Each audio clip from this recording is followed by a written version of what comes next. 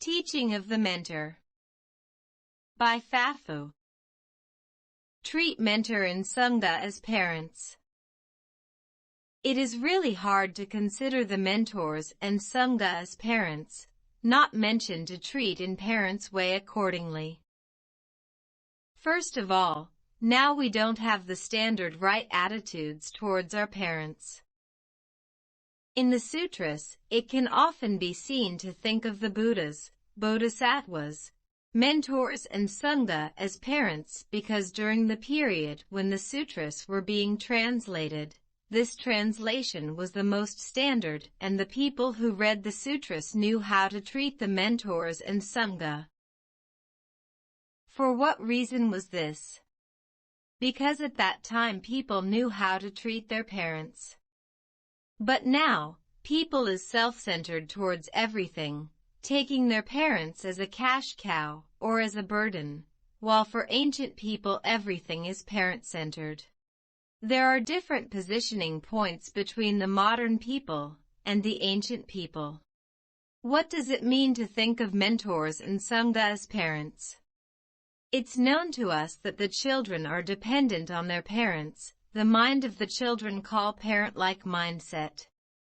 That is to say they can't live without seeing their parents even for a while, and when their parents show their authority, the children are so frightened that they can't dare to speak or act.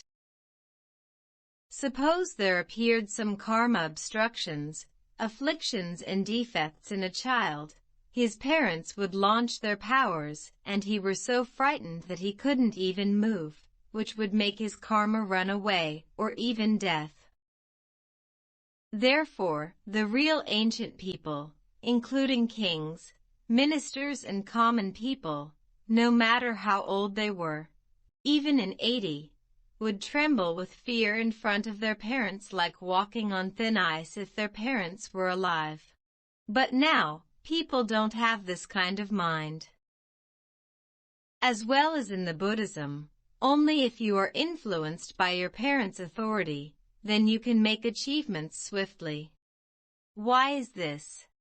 Because our karma and bad habits are frightened to run away, or even to death relying on the authority of the Buddhas, Bodhisattvas, mentors and Sangha, so that we can't do evil deeds at all when it is difficult for us to subdue afflictions. Therefore, there are a lot of people who obtained achievements in the past. On the one hand they had this kind of causes and conditions and cultivated with effort and persistence. On the other hand, they could consider their mentors and Sangha as parents. For example, there was Linji sect in Zen Buddhism.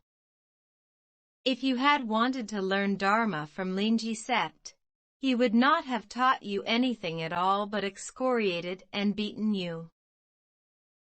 That is to say, he would have abused and beaten you, rightly or wrongly. To what extent would he have beaten and abused you?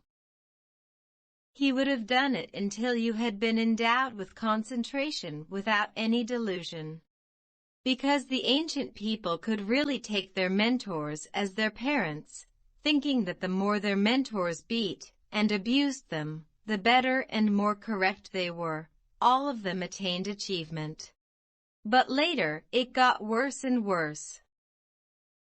The people who had obtained achievements became fewer and fewer due to their lack of respect for their mentors and Dharma. Until today, there has almost been no any achiever. Why is this? Because we need the help from our parents and Sangha when we are in difficulty. Instead, if we are just dependent on them, but without sense of fear from their authority, even making decisions on behalf of them, and acting opportunistically, nothing will be accomplished for us. Remember, this is the manifestation of preserving the Dharma, and the vessel of upholding the Dharma. It is the very method if you really want to get achievements quickly. It will be impossible for you to achieve if you are not possessed of these rules. I swear that all sentient beings will, like their true nature, think of mentors and Sangha as their parents, be endowed with love and fear towards them, and beg the Buddhas for their mercy and protection, so that they can achieve rapidly.